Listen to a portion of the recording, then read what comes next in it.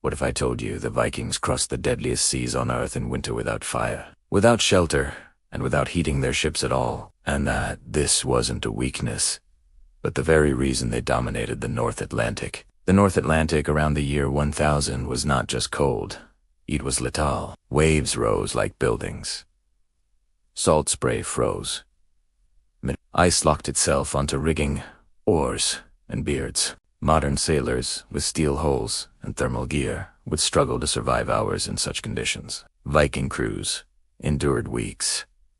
They had no cabins, no walls, no stoves, no fire. Hollywood imagines these voyages as tests of brute toughness, men simply enduring the cold through sheer will. But endurance alone doesn't cross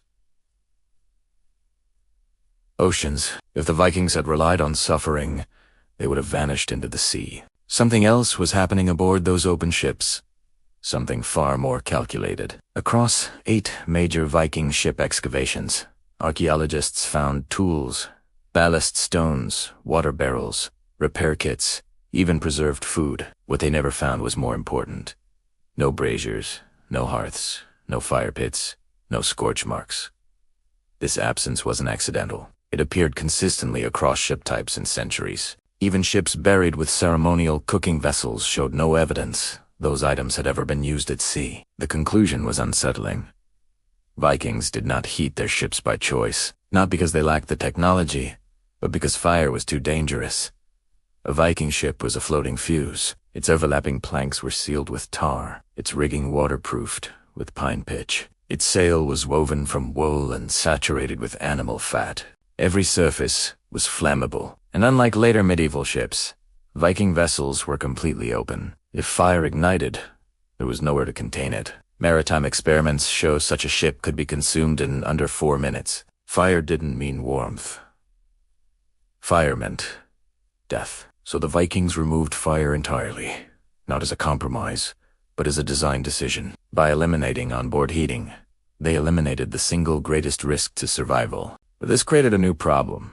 How do you stay alive in freezing conditions without heat? The answer required rethinking warmth itself. Modern winter clothing often fails when soaked. Viking clothing did not. Archaeological textile finds reveal a layered system of wool garments engineered for maritime life. Viking wool retained insulation even when wet, with different grades for wind resistance, moisture control, and heat retention. But the most astonishing detail appears in saga descriptions. Each morning, sleeves were sewn shut at the wrists, not tied, not buttoned, sewn, using bone needles and waxed thread.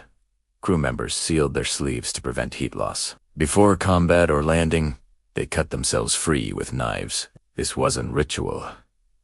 It was thermal engineering. Yet even the best clothing can't solve everything, especially during sleep, and that's where Viking ingenuity became deeply social. Forget the image of lone warriors wrapped in furs. Vikings slept together. Saga texts describe waterproof 2-person sleeping bags made from sheepskin, fur turned inward. These were survival tools. The bodies inside a sealed space generated compound heat, raising internal temperatures by up to 20 degrees. Crew members were paired strategically. When one stood watch, the other slept in a warm space. When they switched, the heat remained. The sleeping environment never fully cooled. Reconstructed ships show crews slept on platforms formed from stored gear.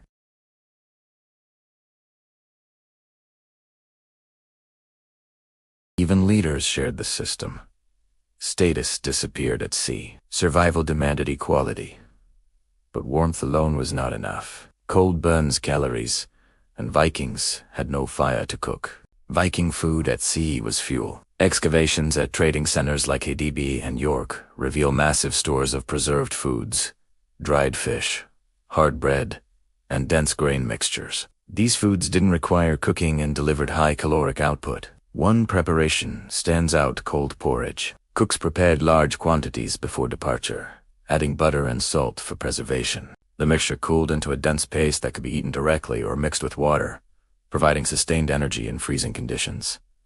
This was logistical planning. Still, no ship could remain at sea forever. The real secret lay beyond the horizon. Recent archaeology has uncovered over 200 Viking harbor and shore sites from Norway to Newfoundland. These weren't simple beaches. They were fully equipped support nodes, winter camps, repair yards, and heating stations.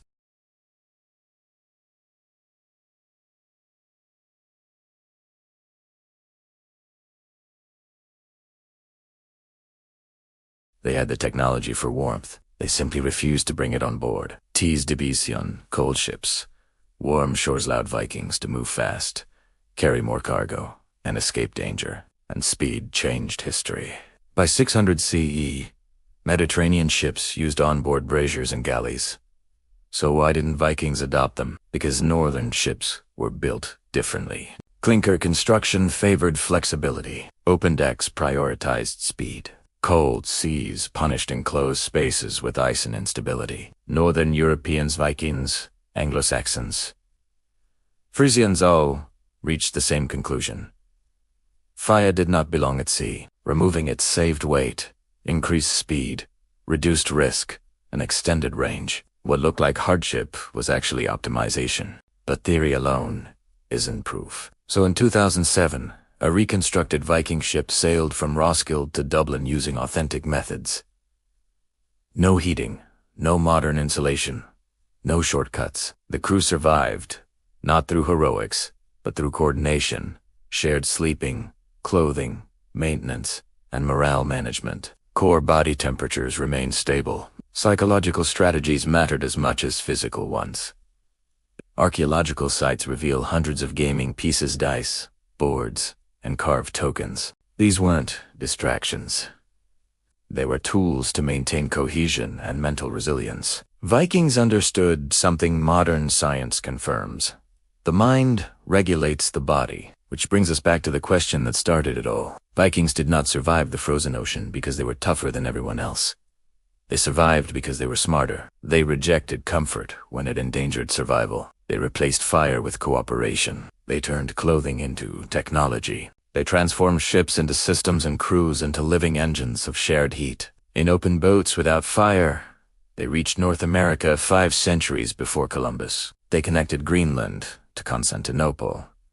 They reshaped medieval Europe, not despite the cold, but because they mastered it. And perhaps that is the lesson they leave us. Today, warmth is something we switch on without thought. But the Vikings remind us that survival has never been about comfort. It has always been about understanding systems, working together, and adapting intelligently. If this story made you rethink what survival really means, take a moment to reflect, share your thoughts, and continue exploring the past with us. Because the answers to the future often lie frozen in history. Thanks for watching.